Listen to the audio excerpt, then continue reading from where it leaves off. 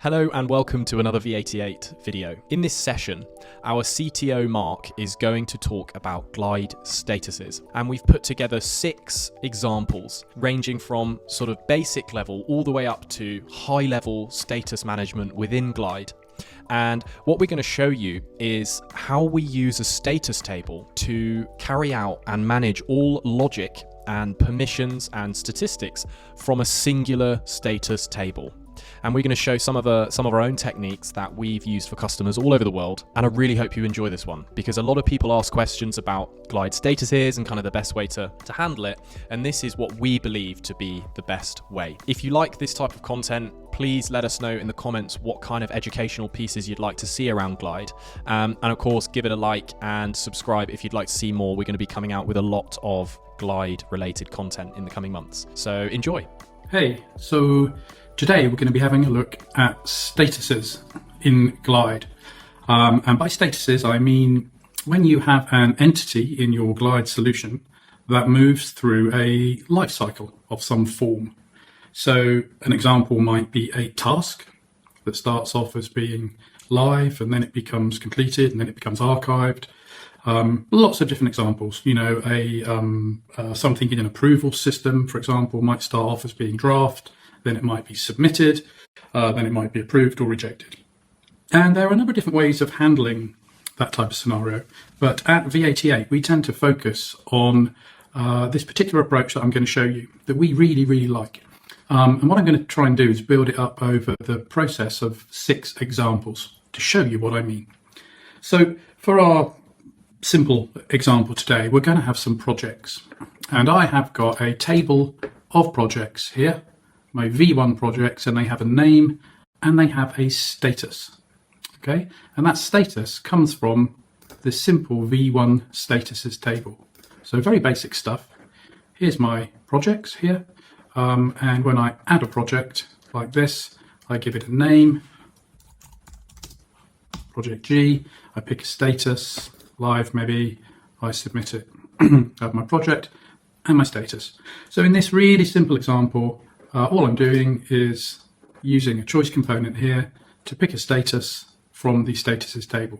Dead simple, but not very good. Okay, don't do this, don't do it. So let me tell you why you shouldn't do it. Well, the first problem is that 9 times out of 10, your customer is going to come back to you at some point and they're going to say, actually, you know that status called stalled, we want to change it to on hold. Now, immediately your data structure is going to have a problem, because you're going to have projects that may have a current status of stalled, but stalled actually doesn't exist in here anymore because your client has wanted to change it. So how do we make it a little bit better? Well, we go to version 2 now. Here's version 2. Still got some projects. When I add a project now, it's exactly the same, just as it did before. But there's something different in the data structure, and let's have a look. So if we go behind the scenes, my V2 statuses now have an ID. Okay, it's not a row ID, it's just a standard text column. We don't use row ID here normally, because if we, as the app builder, are in control of the statuses, then actually we'll use an ID that's human readable, because elsewhere, when we're looking at data and tables, it will help us see more easily what's going on. And I'll show you that right now. So if we look at the projects table, you can see here we have a status ID, and that relates to here a status from the V2 statuses table. And then we use a lookup here to pull back the name. Okay, so the project here has a status ID. The status ID we relate to here, and we pull back this name. Now, the great thing about that one is, of course, that your clients can come back to you now and say, actually, I want to change stall to on hold. And what you're going to do is you're going to change this name here. But of course, that's not going to break anything here, because the statuses, which are what you're using for the relation, are going to stay the same. And you're simply creating a relation, then looking up the name, and you'll pull through the name here. And it's the name that we then display. So this is better. But there's more. There's more. Let's look at version 3. Okay, so what else can we do with our status table? We've got one now. Well, what version 3 does is it introduces a little bit of UI niceness. So if we look at our version 3 statuses now, we see that in addition to an ID and a name, we also have a hero, a style, and a color. Excuse me. And this is really, really nice because what it allows us to do now is to create an icon. And the icon is simply a much underused, in my opinion, hero icons column, where we pull in hero, the style, and the color to create an icon for each status. And again, by controlling this here, it's really, really nice because your customer can come to you and say, actually, I want to change the icons, I want to change this, I want to change that about the way it looks. And of course, you can do it all in one place. Everything's driven off of this lovely status table.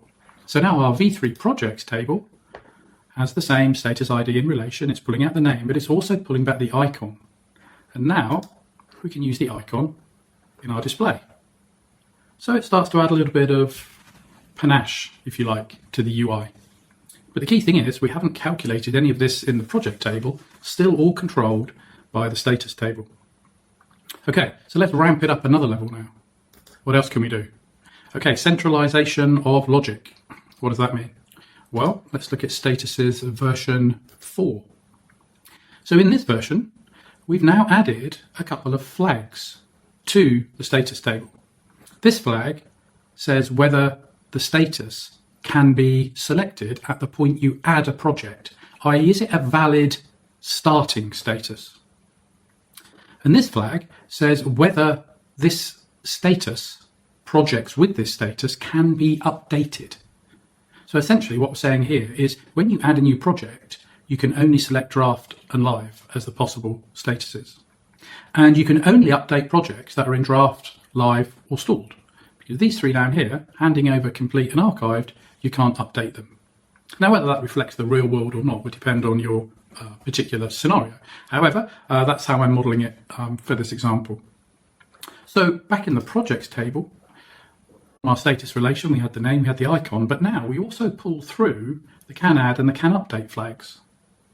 So the project itself is being enriched with information from its status. So what does that mean UI-wise?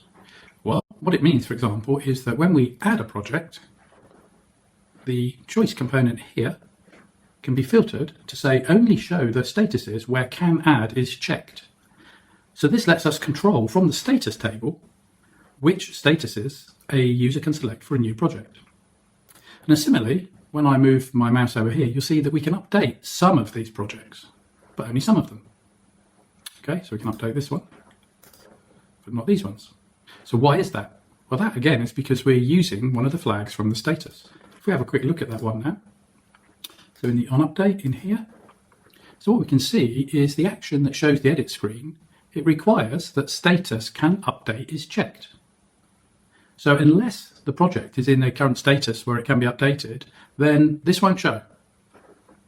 So now what we're doing is we're actually driving UI logic and we're driving and we're driving user logic based again from the status table. So this status table is becoming quite powerful now. It's really controlling what our projects look like and what people can do with our projects too. Okay, we're going to go to version 5 now. Version 5 is an interesting one. So what we do in version 5 is we've added in a date. Now often we find in our Glide apps that entities have dates like a due date or a next update or whatever. And one of the big issues, if you like, with Glide is that it can be difficult to have control over the order in which your entities are shown. So what I typically like to do in this scenario is I will have a specific order that I wish to group my statuses by. So I always want draft at the top, and I always want live next, and then I always want handing over, and then I want archived. However, in each group, I then want them sorted by date, okay, with the oldest at the top. You can see that's what's happening here. Okay. Now the way to achieve that is a little bit tricky, but again, the status table is absolutely the key to doing this. So let me show you how we do that. So looking at version 5 statuses now, we have another new column against the status, which is a sequence. And what this is going to do, it's going to be used to tell us how we order our statuses when they are grouped. And you can see that draft we want as the first one, then live, then stalled, etc., etc. And then what you'll see over here is I've got this helper sort prefix. Okay, and that is simply a big number, lots of zeros, multiplied by my sequence. Okay, so each status has a sort prefix, which is a big number. Okay, so what's the importance of that big number? Well, if you look at V5 projects, you will see. So our V5 projects have a due date, which we've introduced now. And then what you'll see over here is this column called Unix seconds. And what that essentially does is it goes away and it uses Glide's format date experimental column. And the format it uses is X. So it's taking the due date over here of the project and it's formatting it using capital X. And a capital X, back in the day, we used to call the Unix format for all sorts of historical reasons. But basically, it's the number of seconds that have elapsed from some time in the past, which I think is January the 1st, 1980. I stand corrected if that's not the case, but it's a long time ago. So that gives you the number of seconds since, let's say, January the 1st, 1980, to the due date. And then what we do is we have also pulled through from our status that sort prefix, that big number. And then in our sort by column, we simply add the two together. So what we'll end up with here is a number that we can sort our projects by. And what that sort will do is it will ensure that the statuses that we want take priority, but within a given status, we're then sorted by date order. And you can kind of see it in the data here, because these first two here, they're both draft, so they both begin with 10, but then the next bit of the sort actually comes from their due date. Okay, so it's a really, really nice little technique that suddenly allows you to group in the order you want, but within your groups to sort within the order that you want as well. Okay, so the final bit, the pièce de résistance, maybe or maybe not, for those of you who have customers who are in stats and reporting. We can also have a look at this. Version 6. So what happens here? Let's have a look at the data. So in the projects first, version 6 projects have introduced a value, a numerical value. Okay. And what I want to be able to do nice and easily is I want to get a quick summary by status of how many projects are in each status and the total value for each project. So basically, I want that. So that's showing me now status, number of projects in the status, and the value. And yep, it is indeed correct. And of course, that same thing can be stuck on a graph like this. So in draft, here we're showing the total value in each project status. So how do we do that? Well, believe it or not, we go back to the status table yet again. So let's look at V6 statuses. So what you can see now is on the end of the statuses table, I now have a relation. And what this does, it goes away and it pulls back all of the projects that have this particular status.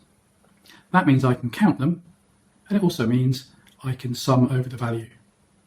So now, if I want to do my statistical summary, I can simply drop a collection or a data grid or a chart onto the statuses table, and the statuses themselves know how many projects and the total value. And so it just falls out beautifully without anything too complicated to worry about. So there we go. We have taken our statuses from something quite bland and subject to future problems all the way through. We've introduced a relation so that we're not tied to the name anymore. The name can be changed freely. We've introduced some nice UI to make it look a bit smarter. We've come along and introduced some user effectively logic here to say what can you do with a project based on what status it's in. Then we've come along over here and we've done some nice grouping, but most importantly, grouping and sorting, okay, in the correct order within the group. Really, really nice little bit of functionality. And finally, we've added some stats here. And we have done all of that by simply enriching our statuses table, for the most part, from this to this. So there you go. I hope that's useful. It's a technique, as I said at the outset, that we have used an awful lot. And it makes our projects flexible, makes them look nice. But most importantly, I think it gives us control of what's happening from a central location. And that is always much preferable to having ifs, thens, elses, visibilities, filters, and all that kind of stuff littered around your UI. Okay, thanks for listening, guys. Hope it was useful, and we'll catch you online at some point.